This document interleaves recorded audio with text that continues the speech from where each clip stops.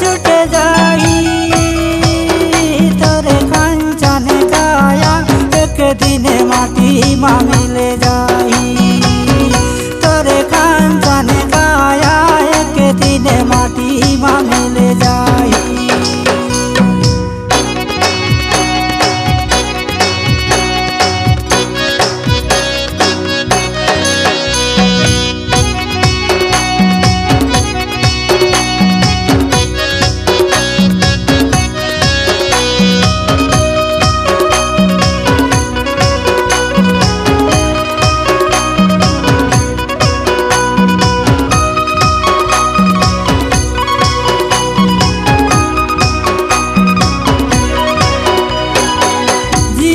भरे ये धन लाखा पाडरे पैसा दान के लाने हो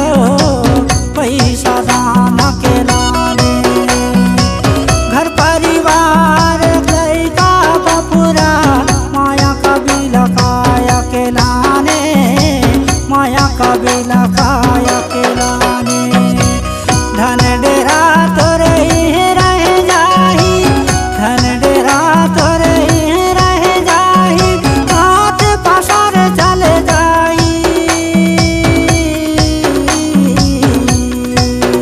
तोरे कांचन काया एक दिन माटी मा मिले जाई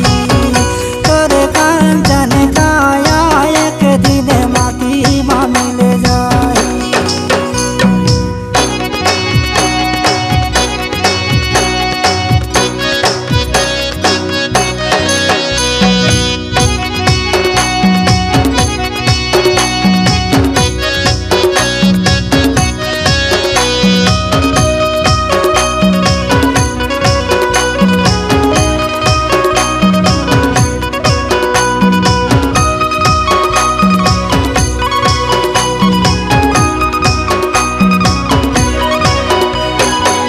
मन में विचार गुना तेरा ही गे बनाए रहे घर डेरा पे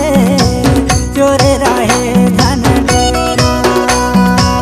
कछुत कौला नहीं बताए पड़ेगे कठिन अबेरा रे पड़ेगे कठिन अबेरा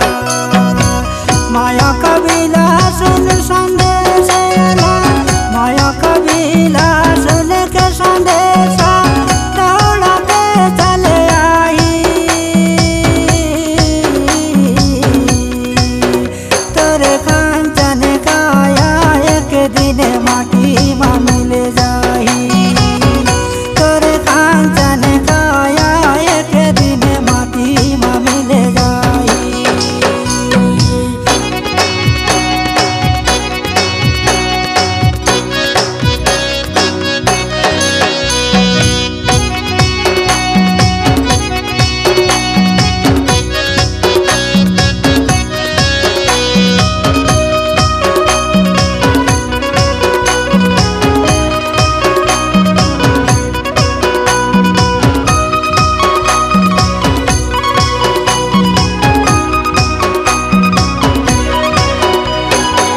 मुड़े पकड़ के गाई रोए